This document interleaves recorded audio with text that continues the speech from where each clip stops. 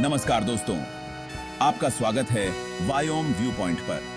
आज हम एक गहन और थॉट प्रोवोकिंग विषय पर चर्चा करेंगे। अश्वत्थामा के लिए चिरंजीवी होना वरदान है या श्राप? अश्वत्थामा महाभारत के एक महत्वपूर्ण कैरेक्टर जिन्हें अमृता का वरदान प्राप्त है। लेकिन क्या यह सच में एक ब्लेसिंग है? क्या यह उनके लिए एक कर्स बन गया है? आइए इस पेचीदा विषय को गहराई से समझते हैं।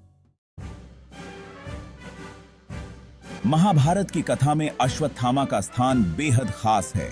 वंश और पृष्ठभूमि: अश्वत्थामा द्रोणाचार्य और कृपाचार्य के पुत्र हैं। उनके पिता द्रोणाचार्य युद्ध कला के महान गुरु थे। अश्वत्थामा का जन्म एक अद्भुत घटना के तहत हुआ था, जब द्रोणाचार्य ने ब्रह्मा से अमृता की प्रार्थना की। युद्ध में भूमिका: महाभारत के युद्ध में अश्वत्थामा ने एक फियर्स वॉरियर के रूप में अपनी पहचान बनाई। उनकी वीरता और युद्ध कौशल ने सभी को प्रभावित किया।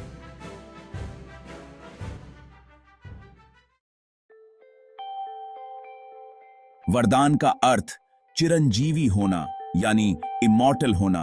एक ऐसा वरदान है जो किसी के लिए भी प्रेशियस हो सकता है। अमृता का वरदान अश्वत्थामा को एक यूनिक स्थिति में लाता है, जहां वह कई युगों का साक्षी बन सकते हैं। अमृता का कारण: भगवान श्री कृष्ण ने अश्वत्थामा को यह वरदान दिया ताकि वह अपनी पितृभूमि की रक्षा कर सकें। लेकिन क्या यह केवल एक वरदान है या इसके साथ हिडन कॉम्प्लेक्सिटीज भी हैं?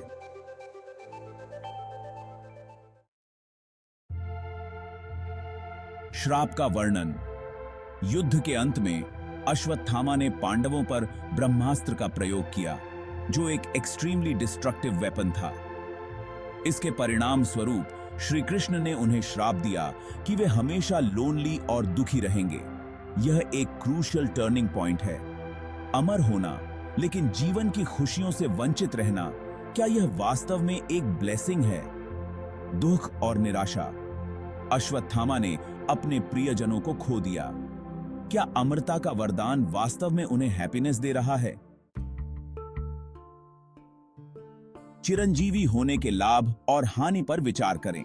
लाभ: अमृता का लाभ यह हो सकता है कि आप विभिन्न युगों में जी सकते हैं और समय के साथ अलग अलग नॉलेज और एक्सपीरियंस प्राप्त कर सकते हैं। वे हिस्ट्री के महत्वपूर्ण क्षणों का साक्षी बन सकते हैं, जो उनके लिए एक अद्भुत एक्सपीरियंस होगा। हानि: लेकिन अगर आपके प्रियजन आपके पास नहीं है, तो यह इमॉर्टैलिटी एक बर्डन बन जाती है। अश्वत्थामा अपने आसपास के दुखों को देखकर कैसे खुश रह सकते हैं? सोचिए, क्या आप अपने प्रियजनों को खोने के बाद अमर होना चाहेंगे? यह विचार ही स्केरी है। अब एक दार्शनिक दृष्टिकोण से सोचते हैं। जीवन और मृत्यु का चक्र। जीवन का सार केवल उसकी लेंथ में नहीं है, बल्कि उसकी क्वालिटी में है। क्या हम सच में इटर्नल जीना चाहते हैं? एक फिलॉसफिकल दृष्टिकोण से, क्या यह अमृता जीवन के वास्तविक एसेंस को खो देती है? अमृता का मूल्य केवल फिजिकल एग्जिस्टेंस में नहीं है।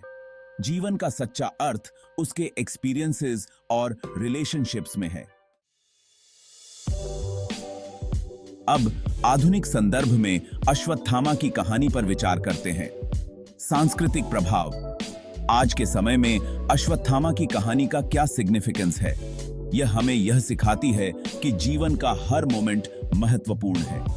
उनकी कहानी हमें यह सोचने पर मजबूर करती है कि क्या हम अपने जीवन में फुलफिलमेंट पाते हैं या केवल सर्वाइवल कर रहे हैं।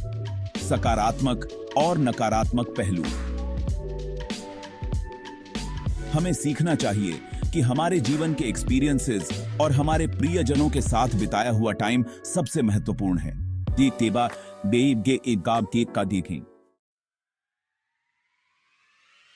तो दोस्तों, हमने आज यह जाना कि अश्वत्थामा के लिए चिरंजीवी होना एक पर्सपेक्टिव से वरदान है, लेकिन दूसरे पर्सपेक्टिव से यह एक कर्स भी बन सकता है।